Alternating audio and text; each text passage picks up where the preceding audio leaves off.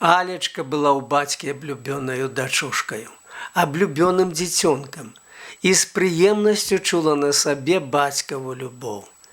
Алечка заўсёды бывала дужа рада, калі ён прыязджаў, і не ведала, што рабіць з тае радасці.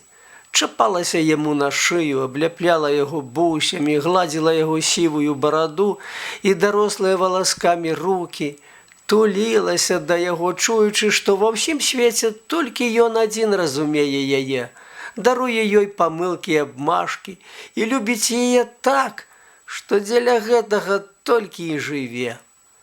Яна была зачараваная бацькавым розумам, яго цвёрдасцю ў адносінах да людзей, яго багаццем. З маткай ж не мела тых прыязна-любых звязкаў і любіла матку менш, чымся яго.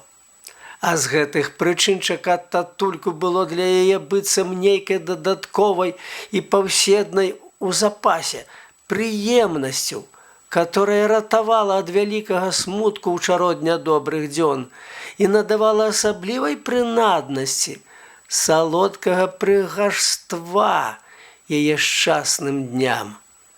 Цяпер жа, калі няня прыбегла і сказала, што прыехаў сам Мікола Мартынавіч, Алечка замест радасці пачула